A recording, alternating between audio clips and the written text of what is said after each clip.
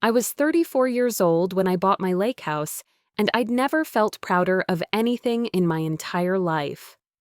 The property sat on 3 acres of pristine shoreline in northern Michigan, with a wraparound deck that overlooked crystal clear water and pine forests that seemed to stretch forever.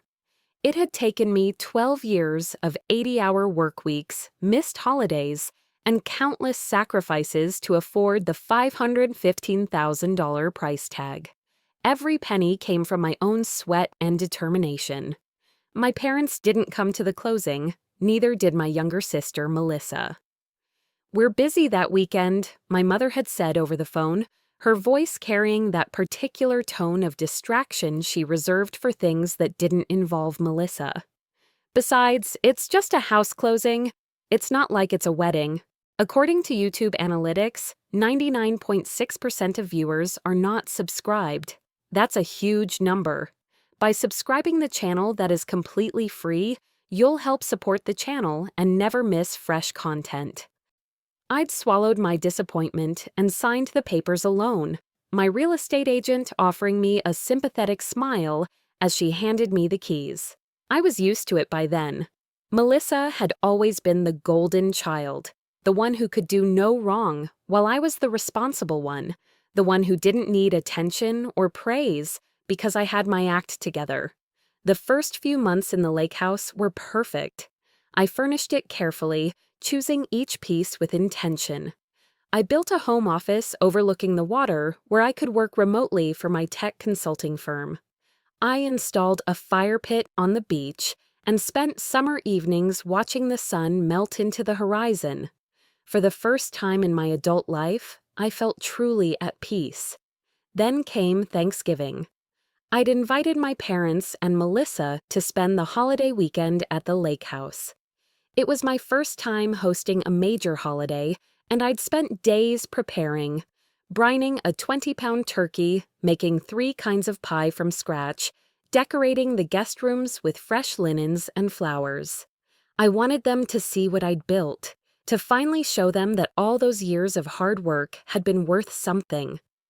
They arrived late Thursday afternoon, my father's SUV crunching up the gravel driveway. I rushed out to greet them, my apron still dusted with flour, excitement bubbling in my chest. "Welcome," I called out, throwing my arms wide. "What do you think?" My mother emerged from the passenger seat, her eyes scanning the property with an expression I couldn't quite read. Melissa climbed out of the back, her phone already in her hand, barely glancing up. "It's nice, sweetheart," my father said, giving me a brief hug. "Very remote." "That's the point," I laughed. "It's peaceful. Come inside, I'll show you around." The tour took 20 minutes. I showed them every room, every carefully chosen detail, the guest suite I'd prepared specifically for their visits, the gourmet kitchen, the boathouse with the kayaks I'd bought for summer adventures. I watched their faces, hungry for approval, for recognition of what this accomplishment meant. "It's very you," Melissa said, which felt more like an insult than a compliment. She was 29, still living in our parents' basement, working part-time at a boutique while she figured things out. She'd been figuring things out for nearly a decade. Dinner was awkward. My mother picked at her food, making comments about how turkey always made her sleepy. Melissa spent most of the meal on her phone. My father seemed more interested in the football game than conversation. I tried to keep things light, asking about their lives, sharing stories about the house. It was when we moved to the living room for pie that everything shifted. "You know," my mother said, settling into the leather armchair with her dessert plate, "this place is really too big for just one person." I felt a small warning bell ring in my mind, but I smiled. "I like the space, and I have friends visit all the time." "Still," she continued, exchanging a glance with my father, "it seems wasteful, all these empty bedrooms." "Mom, I use the space. I have a home office, a guest room, What your mother is trying to say," my father interrupted, setting down his fork, is that we've been thinking about making a change. My stomach tightened. What kind of change? Melissa suddenly looked up from her phone, a small smile playing at her lips. She'd known. Whatever was coming, she'd known about it beforehand. Well, my mother said, her voice taking on that artificially bright tone she used when she wanted something.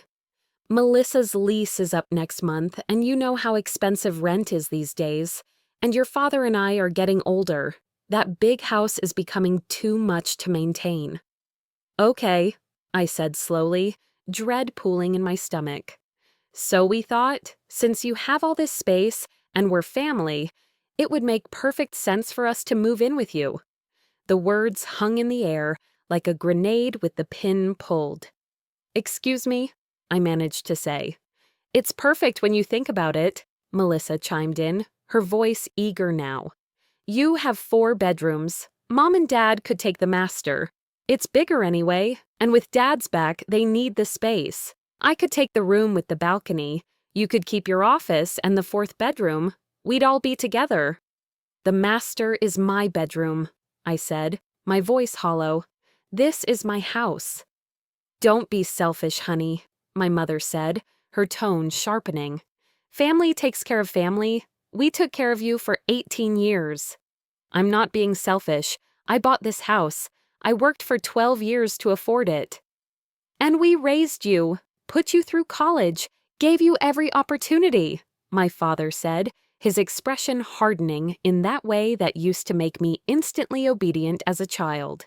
The least you can do is share your good fortune with your family.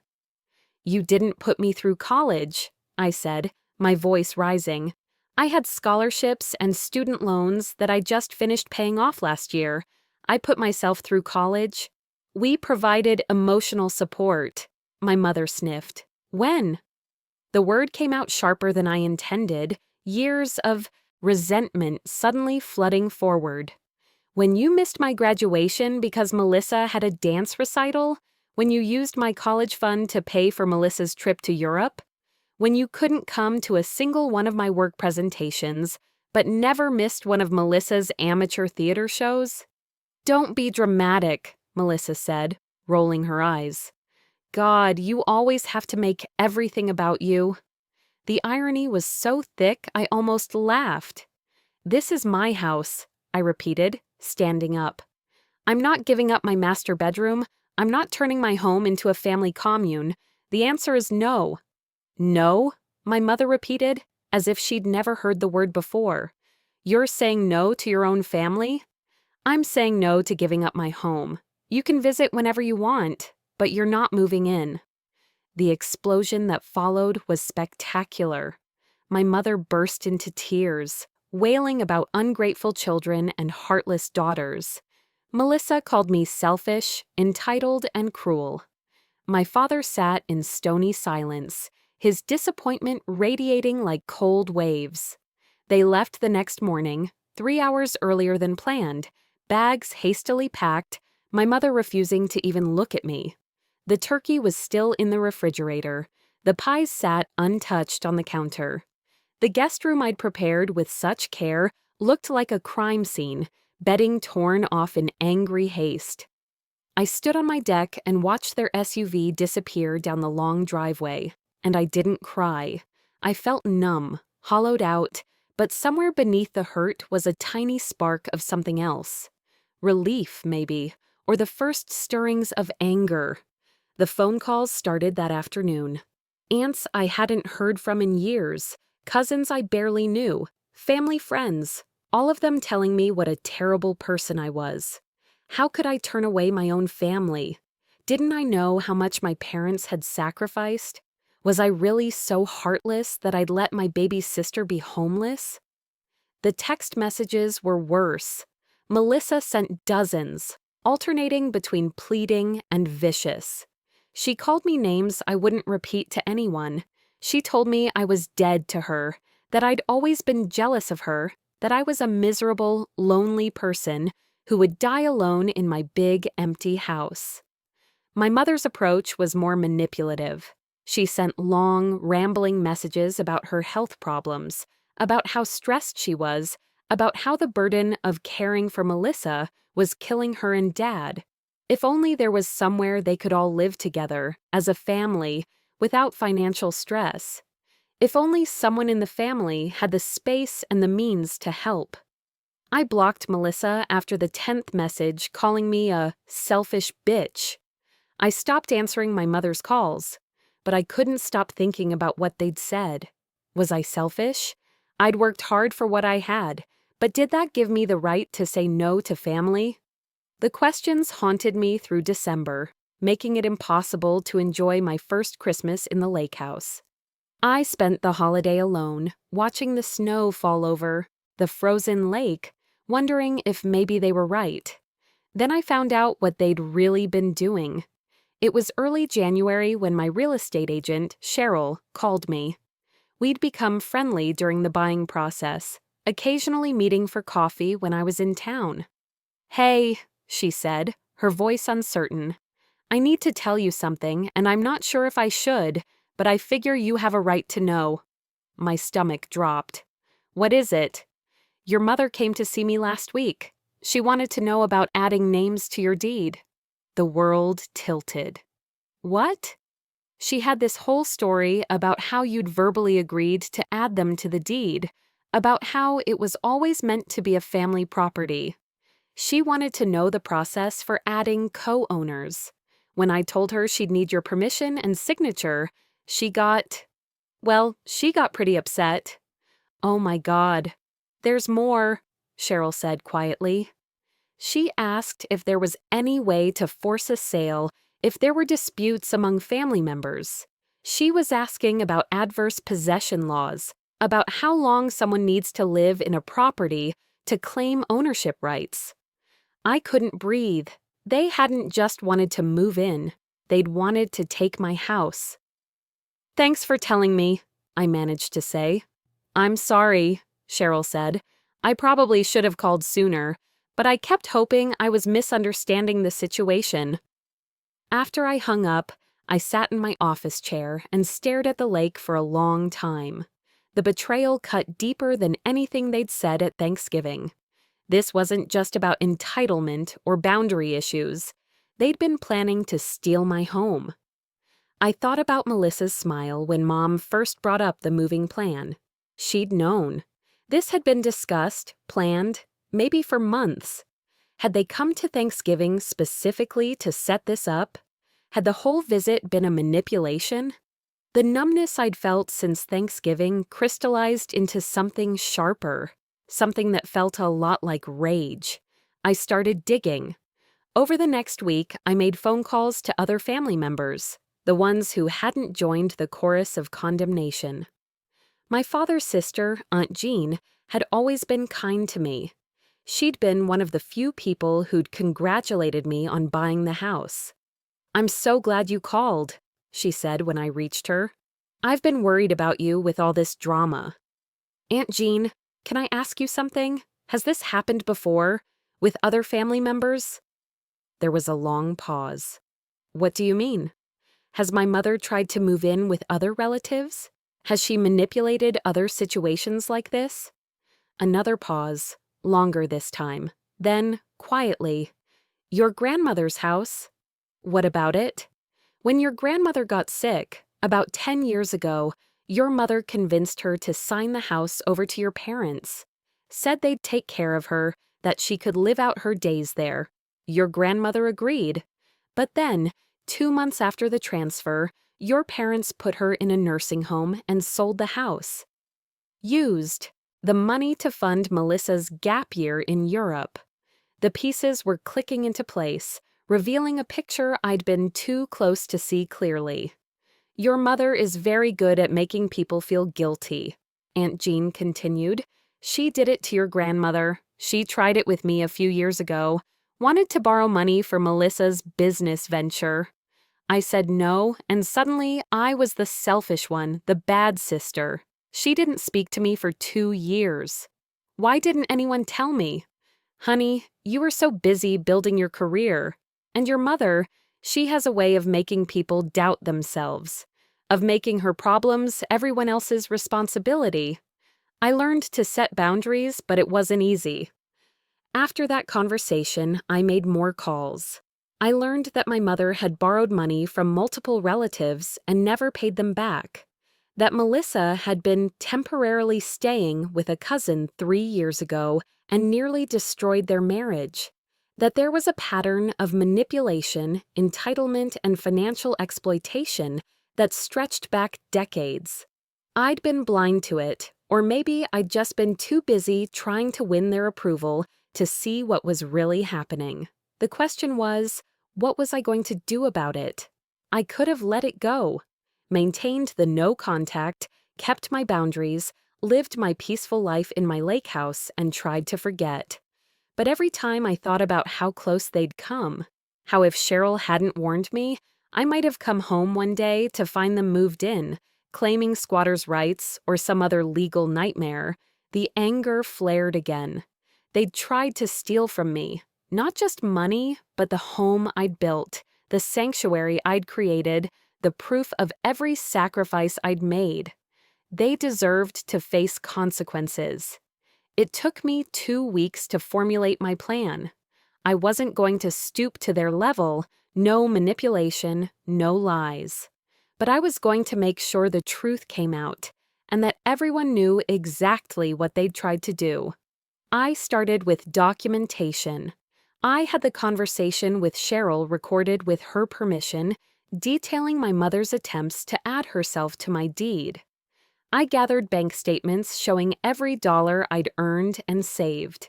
I collected emails and texts, all the vicious messages from Melissa, the manipulative ones from my mother. I created a timeline of events, starting with Thanksgiving and ending with the deed scheme.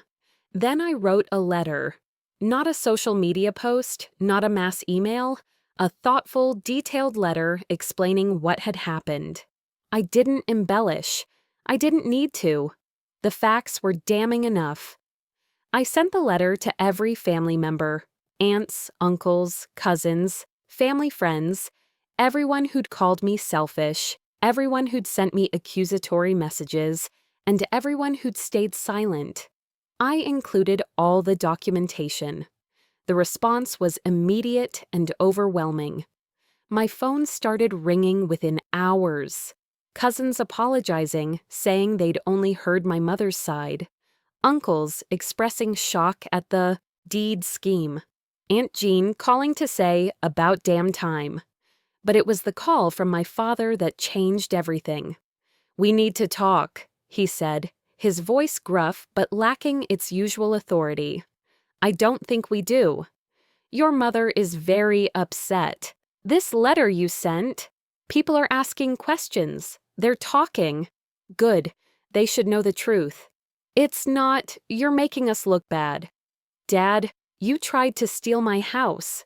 We never, that was just your mother making inquiries. We wouldn't have actually taken my home, the home I worked 12 years to buy. You expected me to give up my master bedroom and let you move in, but you wouldn't actually steal it? You're twisting things. I'm stating facts. Mom tried to add herself to my deed without my knowledge. That's not twisting. That's fraud." Silence on the other end of the line.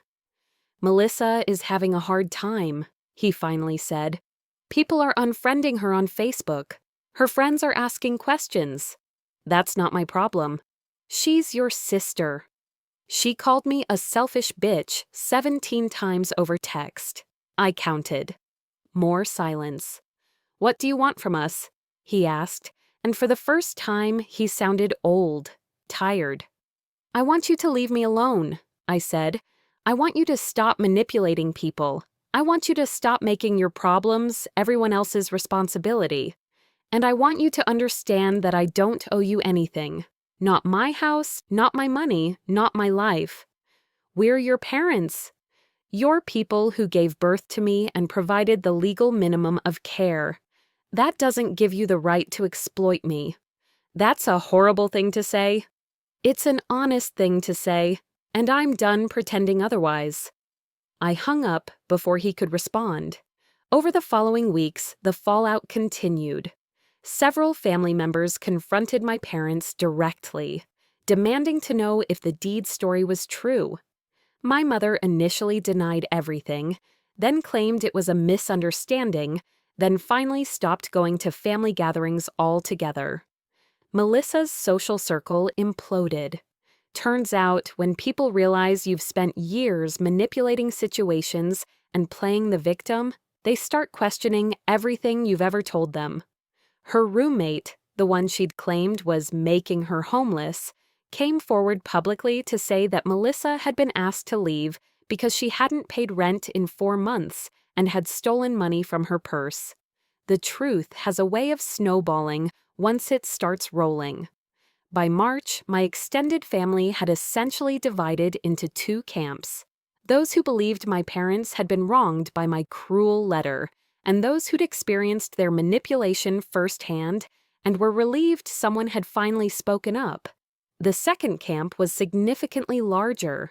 My parents sent me one final email, a long screed about betrayal and family loyalty, and how I'd destroyed their reputation.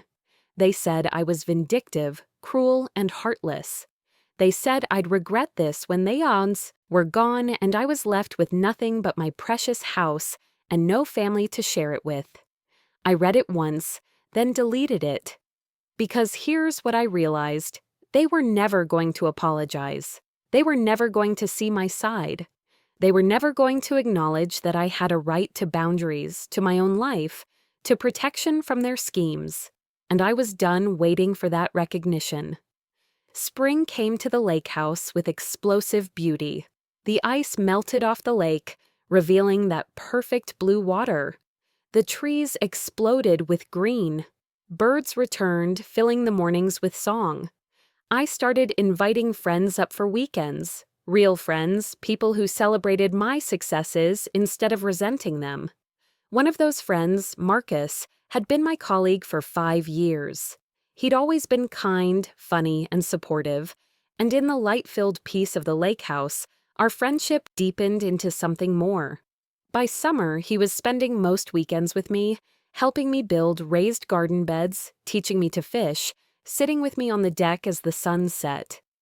"Do you regret it?" he asked me one evening, his hand warm in mine. "Sending that letter?" I thought about it honestly. No, I regret that it was necessary. I regret that I had family who would do that to me. But I don't regret standing up for myself. They might never speak to you again. I know. And I'd made my peace with that. In August, I got a wedding invitation from a cousin, one of the ones who'd been in my corner from the beginning. My parents and Melissa were notably absent from the guest list. At the wedding, surrounded by the family members who'd chosen to believe me, who'd shared their own stories of my mother's manipulation, I realized something profound. I'd been so desperate for my parents' approval that I'd accepted crumbs and called them love. I'd been so conditioned to put their needs first that I'd almost let them take the thing I was most proud of. The revenge I'd wanted, the public exposure, the social consequences, the family division, wasn't actually what had healed me. What healed me was the boundary, the firm, unwavering no, the refusal to be manipulated or guilted or gaslit into giving up my home, my peace, my life. The revenge was just the delivery system for the truth. I never reconciled with my parents. Melissa sent me a friend request on social media 2 years later, which I ignored. I heard through family gossip that they'd tried the same moving-in scheme with another relative, who'd also said no. Apparently, my letter had served as a warning. The lake house remained mine, all mine.